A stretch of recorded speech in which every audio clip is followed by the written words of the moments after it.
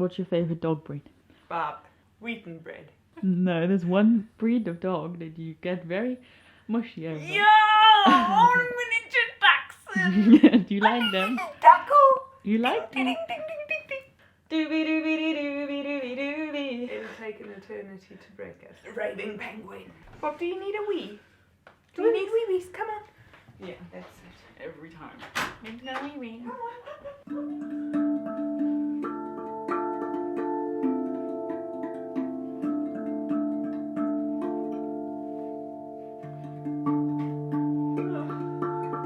Neither, neither, neither, neither, here, but neither do. Okay. I have so much energy. Just like, just like, ready? Ready. Bum, bum, bum. And Bob walked up to the lemonade stand and he said to the man, "Hey everybody, how's it going? And welcome to the Abbie and Anna show. This is our second episode. We're really excited to be here. It's me, it's Anna, and the Bean. In all of us in our world, it is. It's officially a brand. It is. It's a branded family. Exactly. It's just so you can identify us, really. We're then basically like name Also, tags. we're all different colours. We're all the different colours. Blue, green, and Boya. Blue and green and red too. And we're super excited because we've been having a lot of conversations about this episode because we put out our first episode in December 2020. It is now 2021. It's officially a thing. How do you feel? It is the new year. New year, new me? Really? No, I don't know. Hopefully. I feel like 2020 was a new year, new us. True. Yeah. Yeah, Very true. we're now.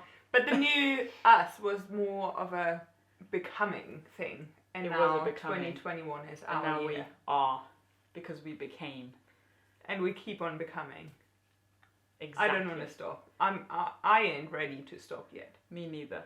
Yeah. No stopping me, bro. Bob is always ready to stop and just lie. Bobby is like, I'm done. I was done. I was done last year. I'm done this year. I'm gonna be done for every year. We, as I say, are super excited to be here because we had so many amazing comments and so much good feedback from the first episode that we put out. And since then, we sort of had a discussion.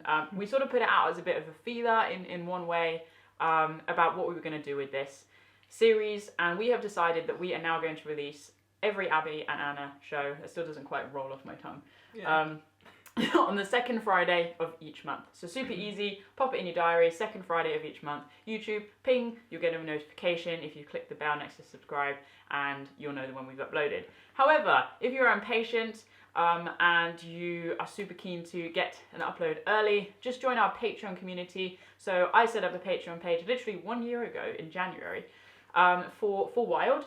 Wild is all about helping people get outside for mental and physical health, and this community has blossomed and bloomed in a way I could not have even anticipated. I dreamed of it, and then I kind of almost like, whoa, steady, don't dream that much. But here we are with this amazing community, which you've been really getting involved with as well. It really is amazing. It's very inspiring to see people from all over the world get together and have those very meaningful conversations and chats on a platform that could be also used only very superficially. Yeah, and arguably that's what Patreon is supposed to be for, is a superficial way to support a creator. Yeah. But for me, I went in with it with the heart of creating a community, and that is exactly what's happened. So to get involved with that and to get episodes early, please check out our Patreon page. So it's patreon.com/spend more time in the wild. You can have a look in the description below for the link. It's generally easier than listening to my articulation. Let it go. Let it go. I like big butts and I cannot. Today we are going to talk about a subject that is a little bit difficult because we've had to walk drumming around the bush. What do you English people say? Drumming around the bush. Beating around the bush, right? Watch the Christmas tree. Come on. It's been there for a month. I know it's there. Whoa! The reason why we want to discuss vulnerability as a topic and to break it down a little bit and to reflect on 2020 is because putting up the first episode of the Abbie and Anna show left us feeling very vulnerable. Now we're going to break that down in a minute, but before we get started, I want to ask you, what does vulnerability mean to you? Not being vulnerable, but what is vulnerability? I think to me it means first of all admitting to myself that there is judgment or opinions or criticism that I might fear. Okay. So it's always, kind of a situation where I feel I could lose self-respect. Okay. Like it's an inner conflict more than, it's very rarely something that is truly outside. Yeah. You know, it's very often in a fight, sort of, I fear. Okay. That is my spontaneous answer. To be vulnerable. That's what why you feel vulnerable, because you're fearing those things, yeah. Yeah, vulnerability is, you know, if you're cold as ice and nothing can touch you, you're very unlikely to actually experience vulnerability, because you don't let anything deep enough in order for it to shake you. Okay, yeah, that's cool. Yeah, I think if what does it mean to you? Well, spot on. If you ask me the same question, just like that, then I would say vulnerability is, or to be vulnerable is to be brave, is to be authentic, to be open, and exposed. Exposed to what you've just said. Yeah, exactly. We're talking about this, as I've already mentioned, because of the first episode. So we were super pumped. We edited it together. It was your first little go on Final Cut Pro. And always on the rhymes, aren't you? Yes. And we published it. It went out.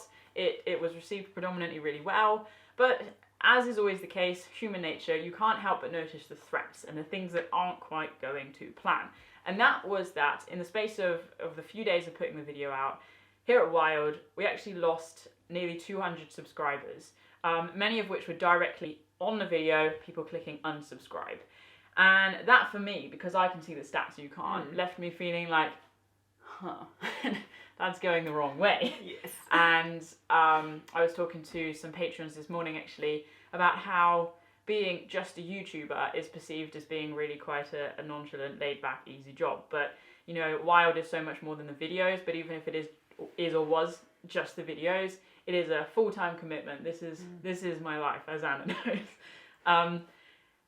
And seeing the numbers go the opposite direction was quite disheartening. Yeah. And it left you very shaken.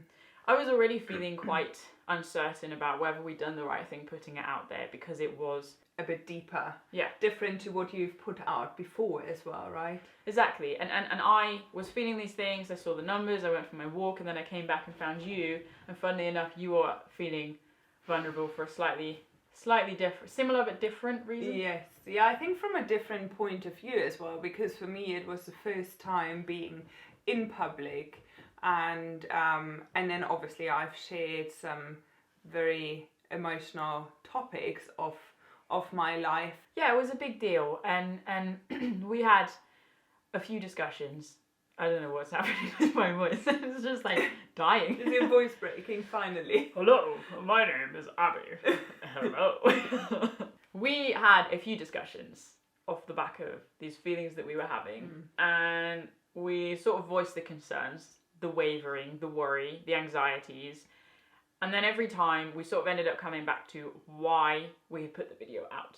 Because ultimately, when something comes up in any sphere of life, you have to look at the true bigger picture, the meaning of it, the why, what's it for. Yeah. And we did that, and we sort of identified that we had put up, even though we knew this, but we just reminded ourselves. Yeah, we had to remind ourselves, and we had to look at us feeling left vulnerable, whether we could still kind of put it all together and say, no, our why is still reason solid enough and solid and unshaken, and we are not going to just quickly take it down and... Well, because that was it. Like, the thing is, we could react, or we could live in a reactive state. And we could do that with our lives. That's not just YouTube. Like everything can be reactive. And reactive reactions can be conscious and unconscious. But ultimately the unconscious reactions can come into the conscious if you are conscious and aware of them. And step one is awareness. So we didn't just react and put it down. We decided to evaluate. We looked at that why. And what we managed to identify were there were two main reasons why we put up the video. Don't go breaking my heart. I won't go breaking your heart.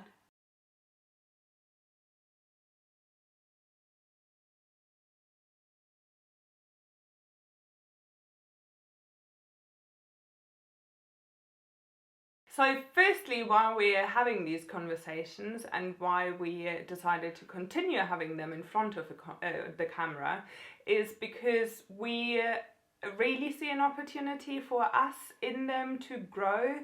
We love the reflection and the space these conversations give us in order to work through things in a kind of in a constructive way and in a almost more serious, in a different surrounding because the camera is rolling. Yeah, no, I agree. And most conversations we're having, we've had. Yes, exactly. So nothing is new. This isn't freshly. If anything, this is very picked, combined, like very shortened, very compact. And we want to do it for us, as Anna says, to grow, to laugh, to sort of take the heavy subjects that we've had, the conversations that we've had, and make them lighter. Because the bigger conversations, the more expanded conversations are normally heavier. We very often sit there and we both have a good cry, and then we might have a good laugh, sometimes not. We definitely always have a cup of tea. And then here it's sort of, the heaviness is all dealt with, and we can just kind of reflect and have the real life matter a little bit lighter. Yeah. And you could ask, like, why do that in front of the camera? But this is a creative space, and, you know, with Wild, yes, it's about the outdoors, it's about mental health, but mental health and individual creativity is about resilience, it's about real life conversations, it's about being authentic, it's about being vulnerable, it's about all of these things. And we essentially, for the second reason why we want to do this, want to extend a metaphorical hand to you guys as viewers to join us in doing life and doing it messily and upside downly and really. We discussed our vulnerability and sort of what we wanted to do about it, and the essential what we wanted to do about it was to keep showing up. And in that we identified what it felt like to be vulnerable. Messy. Yeah, it's very messy. Yeah. It's scary as well. Scary, yeah. But why is it scary? So you mentioned fear of judgment at the beginning and fear of criticism. Like is that the summary of why we're afraid to be vulnerable? No, I don't think so. I think for me there's a big difference, and that's probably why I was left feeling vulnerable, is in particular the situation after the last episode, because I haven't been in a public space as such. You know, most of my friends I've had for 20 plus years. We've gone through some serious stuff together. I know no matter what each and every one of us does, we're going to stick with each other. But random people can, especially on the internet, very anonymously, judge you, and it's something that you can't really prepare yourself for. Yeah. It's completely different to what your channel normally offers. So I think that was that. So to wrap this up, there's a big difference in being vulnerable with people you love, or just a public space. Public space, yeah. Yeah. Yeah. And it's, like, I like that. I like that you're able to distinguish the two. And I think, you know, we talked about that. We talked about how, generally speaking, say you had an issue, something you wanted to voice, say you were struggling with your mental health and you wanted to talk to somebody about it, the natural first place to start would be to be with somebody who's safe, someone in that inner circle, friend, family, colleague you're close with, someone you know that is going to hear you, is going to love you through that. They may or may not be able to support you, but they're holding that space for you. And that's generally the first place that you would think is acceptable to be vulnerable. And to be vulnerable... Quite often also confidential, really. Yeah, exactly. Like, for example, people would probably more likely also go to a doctor or something. Absolutely. Yeah. But that's the thing, is anything that we arguably feel unsteady in, to voice that is to be vulnerable. And actually, I talked about safe spaces. We've talked about safe spaces. But to be honest, the first place to be vulnerable is with yourself. The first place to be authentic is with yourself. To admit that actually there's a weakness here, there's a worry here, there's an anxiety, there's a fear, there's whatever it is. If you can't see that, if you can't own that, if you can't hold that as a tangible thing, you can't then really take that to somebody else. But if it's a feeling, if it's a thought, if it's just an unsettledness, you can talk that out with somebody. So it doesn't have to be a written sentence, you know. No. I'm telling my parents that I'm moving country, you know, scary sort of thing. Yeah. It can be just a feeling. Yeah. So, and then to share that with yourself and then with others is to be vulnerable. When we feel awkward or uncomfortable, some people turn to humour. Yeah. I notoriously quite often turn to humour. Oh, absolutely. Really? Yeah. You weren't supposed to back me up that confidently. Why? No, definitely. Why do you think I'm such a sarcastic person? Oh yeah, you go to sarcasm. Which is a kind of humour. Sort of a humour that I don't understand. You do, now that I wave a flag. She has to wave a flag every time she uses sarcasm because I get really confused if it's sarcasm or not, and then if I need to be worried. Bronnie Brown is somebody you guys might have heard me talk about. She's a shame researcher. She has published a bazillion books on living authentic lives, on the gifts of imperfection, on showing up, and she says that to be human is to be vulnerable. And I love that because it's true. So you talked about going to the doctors, like we talked about talking with friends, like anything that you feel uncertain about, to talk to another human is to be vulnerable. Yeah. Because you're essentially opening yourself up, as we talked about, for judgment. And that is why it is to be human is to be vulnerable. So we put out this first video, we felt vulnerable, we stuck by our why. Here we are for the second episode. We're talking about vulnerabilities, dived in a little bit into what vulnerabilities look like, what it's like to be vulnerable. And then we decided, well, why don't we look back at 2020, since it's now slap bang the beginning of January 2021. Happy New Year. The vulnerabilities of 2020. Does anything immediately spring to mind if I was to ask you that? Yeah, definitely. I felt properly vulnerable when I first went through my separation. I talked to my very most inner circle friends, but otherwise I found it really hard. I think because there was so many emotions attached to everything, because everything bubbled up, like all of my miscarriage stuff came up again, abuse things came up again that I thought I had kind of buried deep enough. And I was so shaken with everything that I knew I was not able to put myself in a place of vulnerability with somebody, even from a, like, just not quite the most inner friendship circle, because I was so unstable within myself. Yeah. What you've sort of aired there, I think, is, again, Bronnie Brown, yay, big fan here, talks about people earning the right to hear our stories. And what we did with the first episode was we just, like, put it out there. Like, people hadn't earned our trust. You know, we didn't know that they were safe. We didn't know how they were going to respond. And you talked about acting and voicing things with a caution, because you have to be wise with where you're vulnerable in proper vulnerable situations. The thing is, like, we are talking about things we've processed, and this is a conscious decision to be vulnerable, to share these things. But it's, yes, obviously we're still going through the midst of everything. We're still processing and dealing and unpacking boxes.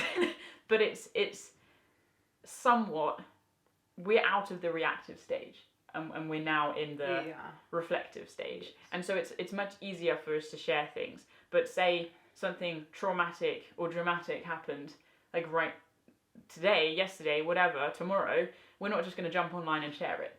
Because that is not acting wisely. No. Exactly. Like, Facebook update. Oh, by the way. Yeah, exactly. So, is that because the people here are able to reflect back to you who you are better? I'm sort of just unpicking this. Yeah. Potentially, but also because I didn't have the energy as such, and I knew that even just having to explain myself more than once was going to cost me too much energy. Yeah. If that makes sense. No, it does. And the people here, as you call them, they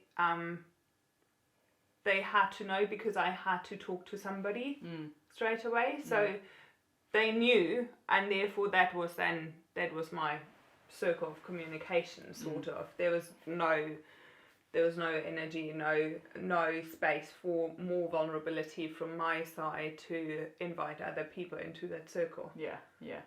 No, I think I'm following that. I don't think I'm quite getting to where that thing, but the thing is, you might not know that. It's that trust, that feeling, whatever it is. So if you can't put a label on it, that's fair enough, because some things are unlabelable, if that's a word. Okay, cool. How about you? I think 2020 in itself was just the year of the vulnerability. Can we call it that? In history. I know for you it has been a year of a lot of change. You kept on going on about. Oh yeah, if anything came up out of the ordinary, it's obviously 2020 has to do that. Hashtag 2020. And we 2020. Hashtag 2020 should be a euphemism for this is not going to plan. Yeah. But even apart from the general situation, which is something I think we should, talk about after, what, for you, is there something similar to what I've just said that comes up? Yes and no. Just a truckload of things. Just not one thing, just a whole. Can it be a crane load of things? Seriously, the amount of times we've driven past a crane in these last 6 months, and I had to take hold of the steering wheel because Abbie just wanted to jump out of the car to drive. My dream is to drive a crane down a high street. I just think that would be so fun. I'm gonna note that down. We're gonna make that happen. Are we gonna make that happen? Yeah. Hashtag stay tuned. No, really, I struggle to pick any one thing. I mean, I can just list them off right now.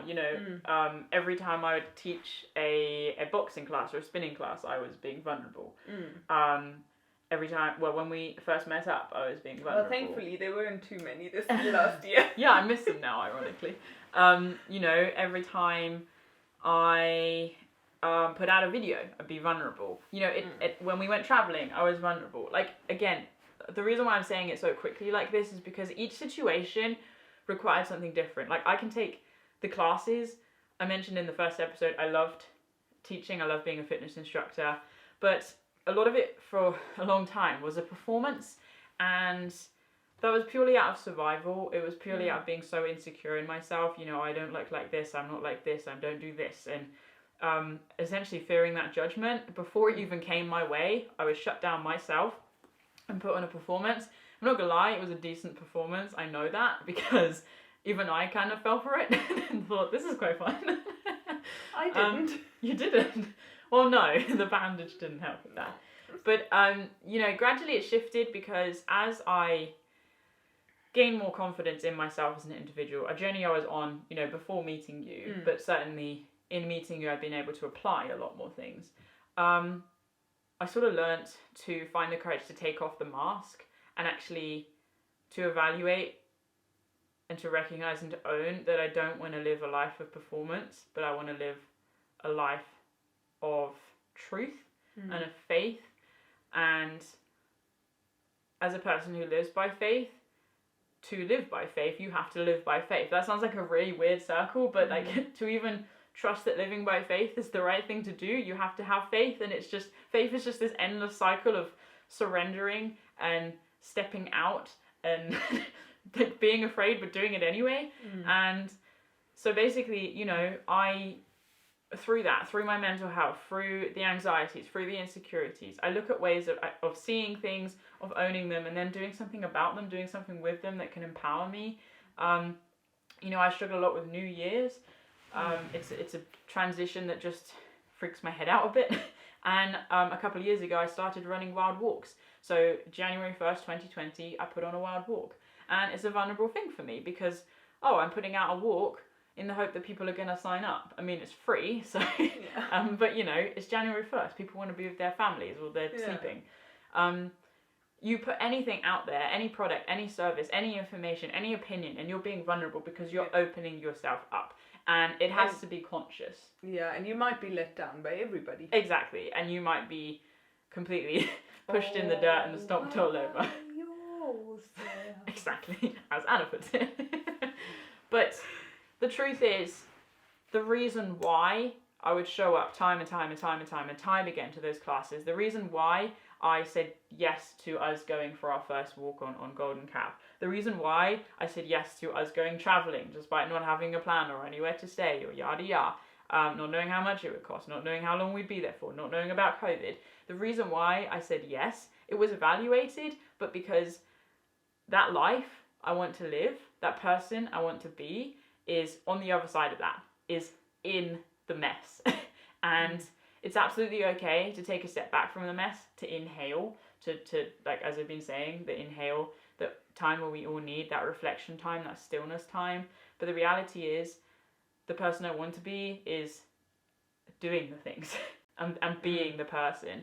And that doesn't come easily. It's funny because being who I want to be is not actually a natural default.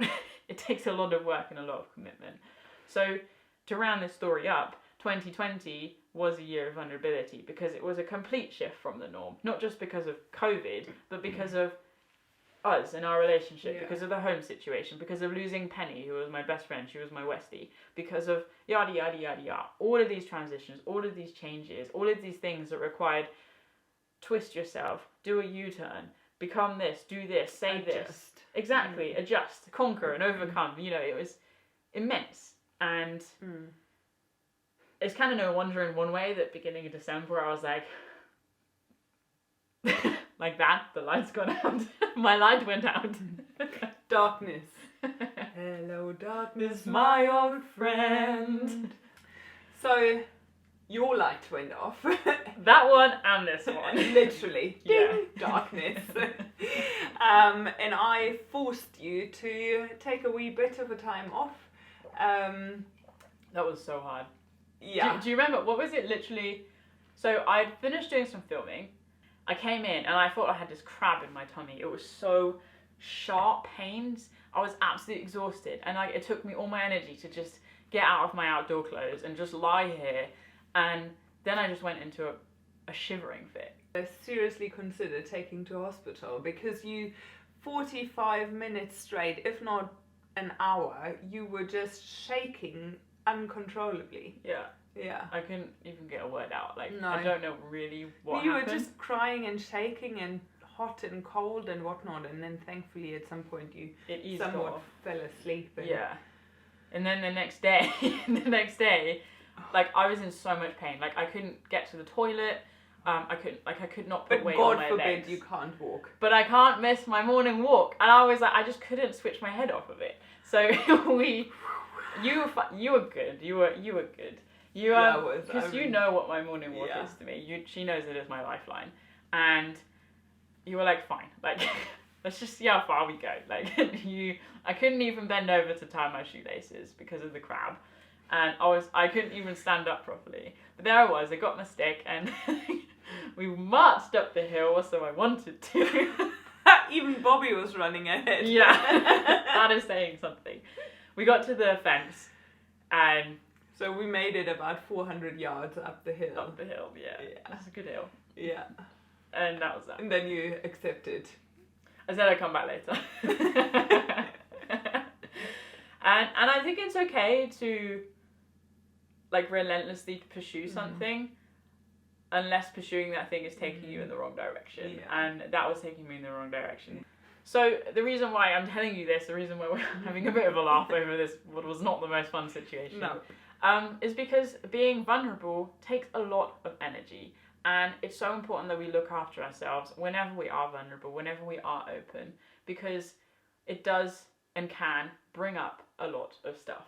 Yeah. Wouldn't you say? Yeah. Yeah. Definitely. I think that is what happened in 2020 as well. Everybody has been pushed, and that is pretty much across the entire planet, has been pushed into having to be vulnerable.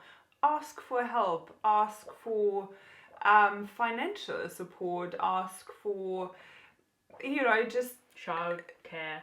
Childcare, asking the neighbors to do the shopping because you're actually, very vulnerable. Yeah, literally. If you're in that vulnerable category, right there, vulnerability, fear of something. Yes. Essentially. Yeah. Or more prone to the infection. Well, that's the point, isn't it? Yeah. More prone. Yeah, you're right. Actually, yeah. 2020. So, 2020 has definitely forced the whole society to be more vulnerable because we had to. It was just part of the deal. But it's interesting because actually today I put out first newsletter of the year, and we here, as of today, January 2nd, are in tier 4 in the UK. So the UK is broken up into tiers of hierarchy of how intense the controls are to curb COVID. And we're in tier 4, which is the most strict tier at the moment. We can't do a lot. And it's a rubbish way to enter a new year. People are stuck at home, which is kind of fine, but except for being stuck at home the whole year. People aren't even able to set goals. Like for me, normally I'm like, okay, I'm going to try and do this, and this year, and you've got these things to aim towards, and I can't do that in a physical sense because my job involves a lot of travelling, and you too now, arguably, and you have family all over the world, and we don't know where we can go and when we can go there, so we can't exactly define that, and part of having goals to work towards is they're measurable, they're distinguishable. We can't really have that with a lot of things. You have to be very open to either open or just accept that you only have very little space where you can actually set yourself goals. Yeah. Like we can set a goal on how we want to decorate the house or Abbie and Anna show. Exactly. Do the filming that we can do here or do go on the local walks or whatnot. But the bigger things that are not within the lockdown restrictions, you can't plan because we have no clue when, how, and what is going to be possible. Yeah, exactly. And this is sort of how I think I want to wrap this up, is just to talk from my own personal experience of dealing with mental health. In order to get through, in order to exist and stay alive, generally it requires doing tiny things each day. We talked about it yesterday or whenever. Like, we have both been struggling with our mental spaces because we're going through a lot at the moment, and COVID is just a little addition.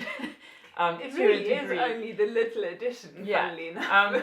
Because out here we're not really impacted. We're on a farm and yada yada. That's separate. But when you're feeling that rubbish, that getting out of bed feels like so close to impossible. Just big, yeah. Like, the other day you walked... And it has nothing to do with the below freezing. Yeah, this house does not. This is the only, warm-ish space. Mainly because we've done some boxing and we have accumulated some body heat in here, and we've tried to conceal You go out there and you see your breath and there's, ice and whatever. Anyway, so you watered some plants and you were just feeling pretty rough. And I really highlighted what I have spent years reflecting on and forcing myself to celebrate. Is every little thing you can do is an achievement, is awesome. And it takes a huge amount of strength and courage to step back from the expectations you have of living this full life. Because when you're struggling with mental health, it's not very easy to do that. And COVID is a parallel to that. We are restricted. The COVID is like the black dog. We are limited and incapacitated in a variety of ways. And we have to adapt and celebrate every little victory. And as we move into 2021, unable to approach it as we do a standard, I think that can be a good thing, because can I tell them the wheaten bread story? Yes. I love wheaten bread. The end. We're done here. Bye. So wheaten bread is an Irish bread. It is the best bread in my opinion.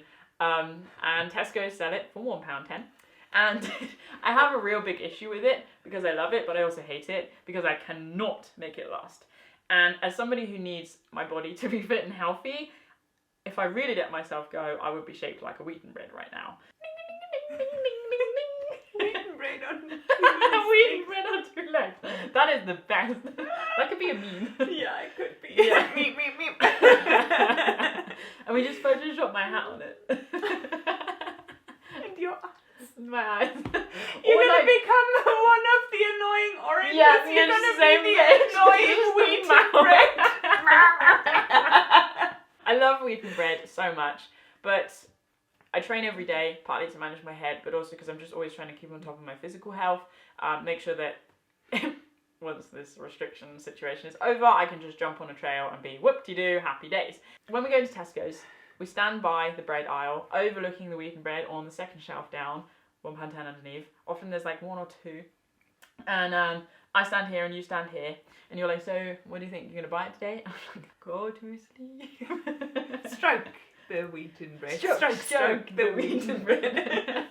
Other times we actually carry the whole thing through the shop for a few rounds. And the reason why is, all silliness aside, is because if you want different results, you have to do something different. And I'm just talking in terms of physical health here. Like, I love wheaten bread to bits. Like, and I like it with a nice bit of whatever that weird vegetable butter is that I use. And it tastes so good, but you know, it's sort of half a loaf at a time. So essentially two portions. And that's fine every so often, but frequently it actually becomes like counterproductive. It becomes bad for my head. It's not the celebration that I want it to be, but it's more of a restriction. And by actually consciously choosing to not buy the wheaten bread, which is always sad, I'm taking a step closer towards something being different, towards feeling better, towards focusing more on my exercise goals, whatever it is, you know. And that's just a silly little example, but it's a big example in my world. A silly little example of how I really think we can approach 2021. It looks different. Yeah. That's scary because there's so much that's unknown. But the truth is, it's always been unknown. And if we can just keep on celebrating the little things that we can do, if we can keep on being open, honest, asking for help with people in our circle, if we can keep on sharing, then we will keep on growing. And actually, what better thing can we achieve in a new year? Because we're not designed to stay stuck. We are designed to move and adjust and grow and exactly be a bit fluent. Do the things. Swim in the sea. Oof, no, thanks. I'll row across it. It's not for the talking that I live with you. What is it for? I haven't figured out yet. So that is a wrap. I always wanted to say that. That's our second episode. That's a wrap. It's a wrap. Lights off, people, and cut. Thank you so much for watching. I really do hope, we really do hope, this has been thought-provoking. It's certainly been thought-provoking for us. Yes. You feeling good? Yeah, I am. Yeah. Anything else you want to add? I can't think of anything right now, and hopefully I won't be thinking of a lot later, because otherwise we're going to end up with 7 episodes of the Abbie vulnerability. But the truth is, every time we put anything out is a vulnerability show. So. Yes, true. But it's not always on the topic of vulnerability. Exactly. Yeah. I mean, if we can get Bronnie Brown as a guest, I'd be absolutely on board with that. But that Do you is to think come. she would sit on this row cross-legged? Yes. Yeah. Dude, she's like. I could get excited here. Let's just wrap this thing up. Yeah, let's just. Bronnie Brown sat on our carpet. We can never wash the carpet again. Oh, we better wash it before. Yeah, Bob's a bit stinky. I would like to invite you to comment below. Feedback is great, but also questions. We would love to have any topics that you feel would be interesting for us to discuss. Ideally, good, exciting questions. You know, we're keen to talk about pretty much anything. And if it appeals, we'll chat about it. So pop it in the comments below. And don't forget, we will see you next month on the second Friday. And if you want a little bit earlier, then we'll see you earlier than that too, through Patreon. Thank you for watching, guys. And until next time, stay wild. Stay wild. Stay wild. Stay wild. Stay wild. Wow. Wow.